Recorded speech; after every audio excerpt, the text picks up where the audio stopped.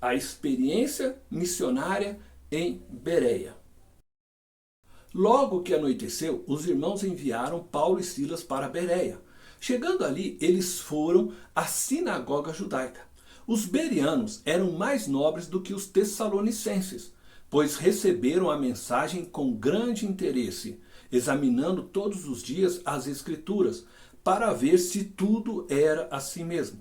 E creram muitos dentre os judeus, bem como dentre os gregos, um bom número de mulheres de elevada posição, e não poucos homens. Quando os judeus de Tessalônica ficaram sabendo que Paulo estava pregando a palavra de Deus em Bereia, dirigiram-se também para lá, agitando e alvoroçando as multidões. E imediatamente os irmãos enviaram Paulo para o litoral, mas Silas e Timóteo permaneceram em Bereia. Chegando em Bereia, Paulo, Silas, Timóteo e Lucas seguiram a estratégia a qual estavam acostumados. Foram à sinagoga judaica. Entretanto, em Bereia, aconteceu algo diferente com relação à exposição da palavra de Deus. Essa diferença foi tão notória que Lucas fez questão de registrá-la de forma enfática para nosso conhecimento. Por isso ele fez uma comparação entre os judeus de Tessalônica e os judeus de Bereia, quanto à forma como receberam a palavra de Deus anunciada pelo apóstolo Paulo. Lucas afirma que os bereanos eram mais nobres do que os tessalonicenses. Duas coisas o levaram a fazer este elogio para os bereanos. Primeiro, pela forma como receberam a mensagem. Eles a receberam com grande entusiasmo. Em segundo lugar, pela forma como trataram a mensagem. Eles examinavam todos os dias as Escrituras para ver se tudo era assim mesmo, como eles pregavam. Os bereanos, eles não rejeitaram a palavra de Deus trazida por Paulo, mas também não acolheram os ensinos de Paulo sem que consultassem as Escrituras de forma acurada, com zelo. Somente depois de muito estudo abraçaram a fé em Cristo Jesus. Atualmente, eu me preocupo demais com a forma como nossas igrejas têm tratado a palavra de Deus. Estamos formando líderes incapazes de pensarem, de refletirem. As nossas diversas denominações abraçaram determinadas teologias como se os teólogos que as elaboraram estivessem isentos de erros e de seu próprio tempo. Essas teologias são inculcadas, imprimidas na mente de seus seguidores, de forma que são incapazes de dialogarem com pensamentos diferentes ou posições diferentes, ainda que estas estejam pautadas na Bíblia. Quando a igreja é chamada para refletir em posições diferentes a partir da Bíblia, elas preferem rejeitar o que está escrito na Bíblia e também quem a chama para a reflexão bíblica, empurrando-o para fora da igreja e acusando-o de herege, e passam então a tratar este irmão como se ele fosse um inimigo. Essa é uma atitude de autodefesa, onde o medo as leva a se apegarem nas afirmações teológicas de suas instituições, assim como os católicos fizeram no passado. A palavra da instituição passa a ter mais peso do que a Bíblia. Isso é um claro sinal de idolatria institucional. Eu vou apresentar como exemplo um tema que já falei nesta série de mensagens, mas o considero pertinente em nossos dias atuais, devido ao grande número de cristãos que eu vejo abandonando a fé, mas se considerando salvos. Alguns crentes e algumas denominações têm dificuldades de reconhecer que um crente pode abandonar a fé, conforme descreve o apóstolo Paulo, 1 Timóteo, capítulo 4, versículo 1. O Espírito diz claramente que nos últimos tempos alguns abandonarão a fé, e seguirão espíritos enganadores e doutrinas de demônios. O apóstolo está alertando o jovem pastor Timóteo que alguns da fé abandonarão a fé e seguirão doutrinas de demônios, de espíritos enganadores. Ele está falando de abandonar a fé na pessoa e na obra de Jesus Cristo. E só pode abandonar a fé quem está na fé. Aqueles que pensam estar na fé e não estão, não têm fé para abandonar. O convencido não tem fé real para abandonar. Contudo, mesmo escrito de forma tão clara, muitos ainda continuam pregando que uma vez salvo, salvo para sempre. Assim procedem porque estão apegados à teologia calvinista e fazem toda a leitura da Bíblia baseado nesta teologia. Eu pergunto como fica o texto de Gálatas, capítulo 4, do verso 1 ao 4. Foi para a liberdade que Cristo nos libertou. Portanto, permaneçam firmes e não se deixem submeter novamente a um jugo de escravidão. Ouçam bem o que eu, Paulo, lhes digo. Caso se deixem circuncidar, Cristo de nada lhes servirá. De novo, declaro a todo homem que se deixa circuncidar, que está obrigado a cumprir toda a lei. Vocês que procuram ser justificados pela lei, separaram-se de Cristo, caíram da graça. No primeiro verso deste capítulo, Paulo diz: permaneçam firmes e não se deixem submeter novamente a um jugo de escravidão. O apóstolo está alertando os irmãos para permanecerem firmes no evangelho que haviam recebido pela fé, porque eles estavam correndo o risco de voltarem a viver debaixo do jugo de escravidão. A afirmação do apóstolo para permanecerem firmes é uma autenticação de que eles estavam em Cristo Jesus, libertos da lei do pecado, salvos pela graça. Não podemos negar esta verdade. Paulo está falando com crentes salvos pela graça mediante a fé em Cristo Jesus. O apóstolo afirma categoricamente aos crentes que passaram a buscar a justificação pela lei, falando para aqueles que se circuncidaram que Cristo de nada lhes serviria mais.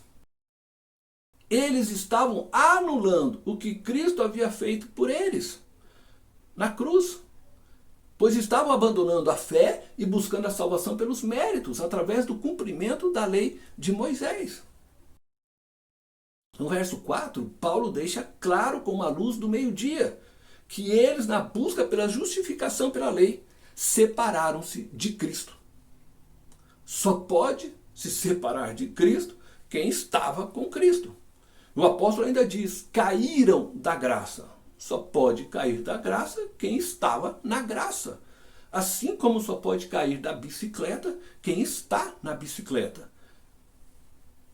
Os calvinistas, como eu já fui um dia, gostam de dizer que essas pessoas não eram convertidas, apenas convencidas. A Bíblia não está dizendo isso. Pelo contrário, elas foram separadas de Cristo, caíram da graça. Portanto, estavam com Cristo e na graça. Muitos outros textos colaboram para esta verdade. Entre eles o texto que já lemos, 1 Timóteo 4:1. Não podemos negar um texto ou criarmos desculpas intencionais para justificarmos uma posição teológica. Precisamos saber como conciliar todas as verdades de Deus sem negar nenhuma delas. Precisamos ser humildes para lermos a Bíblia e nos deixarmos ser desafiados por ela, Precisamos amar aqueles que nos desafiam a pensarmos diferentes e não expulsá-los de nossas igrejas. Há verdades bíblicas que não podem ser negadas. São inegociáveis. Mas existem muitas doutrinas teológicas que são fundamentadas na elaboração de pensamentos extra-bíblia, ou que simplesmente na busca de uma afirmação teológica, de uma posição já tomada previamente, simplesmente ignoram os textos que parecem contradizê-las. E essas doutrinas quase sempre são negociáveis, não justificando o repúdio àqueles que pensam diferente de nós a respeito delas. Não podemos negar que a Bíblia contém textos que parecem dizer que o crente não perde a salvação. Mas não podemos escolher uma verdade jogando outra fora. Precisamos saber como conciliarmos os textos, para que cheguemos à verdade, pois Deus não é Deus de confusão. Eu, pessoalmente, creio que um crente pode se apostatar da fé. Ao abandonar a fé em Jesus Cristo, perde sua salvação. Um pastor cheio do Espírito Santo, que abandona sua fé e passa a ser um seguidor do budismo, eu creio que ele perdeu a salvação. Assim também creio que um pastor que diz ter fé em Jesus, mas abandona as verdades bíblicas, começa então a defender casamentos homoafetivos e passa a ensinar doutrinas demoníacas, eu creio que o Jesus que ele afirma ter fé já não é mais o Jesus da Bíblia. Ele caiu da graça, conforme descreve o apóstolo Paulo. Eu gostaria que você não se prendesse ao exemplo apresentado por mim. É só um exemplo, entre outros exemplos. Mas se prendesse ao que realmente estou querendo mostrar. A incapacidade de nos abrirmos para estudarmos seriamente a palavra de Deus, sem o peso da instituição a qual escolhemos congregar ou servir, sem o peso da teologia que decidimos abraçar. Vou apresentar um outro exemplo para ajudá-lo a não ficar preso somente ao exemplo citado anteriormente. Paulo, ao escrever a Timóteo, afirma que é vontade de Deus que todos os homens sejam salvos, conforme podemos ver em 1 Timóteo, capítulo 2, do verso 3 ao 6. Isso é bom e agradável perante Deus, nosso Salvador, que deseja que todos os homens sejam salvos e cheguem ao conhecimento da verdade, pois há um só Deus e um só mediador entre Deus e os homens, o homem, Cristo Jesus, o qual se entregou a si mesmo como resgate por todos. Esse foi o testemunho dado em seu próprio tempo. O texto é muito claro. No verso 4, Paulo afirma que Deus deseja que todos os homens sejam salvos, que cheguem ao conhecimento da verdade.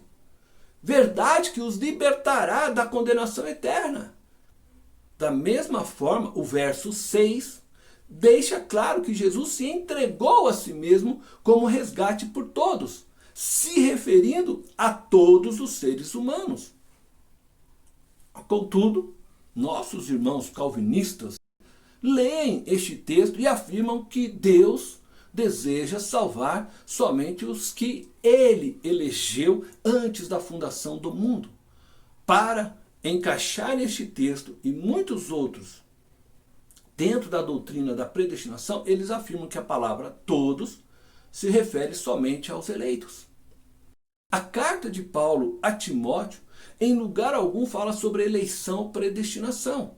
Precisamos ler a carta e compreendê-la dentro do momento histórico em que foi escrito. Timóteo, ao receber esta carta, ele não tinha conhecimento da teologia calvinista. Os irmãos em Cristo não tinham, naquele momento, uma teologia elaborada sobre predestinação como a que temos hoje em dia. Certamente Timóteo leu a carta e compreendeu que Deus desejava salvar todos os homens, todos os seres humanos, e que Jesus havia morrido por todos eles. Se o apóstolo Paulo realmente quisesse dizer que Deus desejava salvar somente todos os eleitos, ele teria escrito e deixado claro para Timóteo, para que ele pudesse compreender o que ele estava dizendo. claramente o que vemos são instituições forçando leituras de textos bíblicos e doutrinando pastores para continuarem defendendo suas histórias e suas posições teológicas. Que eu, que você, que nós possamos nos deixar ser conduzidos ao estudarmos a Bíblia somente pelo poder revelador do Espírito Santo. Que somente a Bíblia interprete a si mesma. Precisamos ser como os bereanos, abertos para ouvirmos e cautelosos para abraçarmos o que nos ensinam, verificando se tudo está de acordo com os ensinos bíblicos e não com uma posição teológica. Se os bereanos fossem como os de Tessalônica, eles não dariam ouvidos à palavra de Deus pregada por Paulo, pois eles já tinham sua teologia judaica formulada, na qual viviam e praticavam a sua religiosidade. Jesus Cristo não seria aceito por eles como o Messias, o Salvador. E assim como aconteceu em outras cidades, Paulo e seus companheiros seriam perseguidos ferozmente por eles. Mas o coração aberto deles para ouvir atentamente e averiguar a verdade os levaram a crer em Jesus e receber dele a salvação. De Bereia, Paulo vai para Atenas.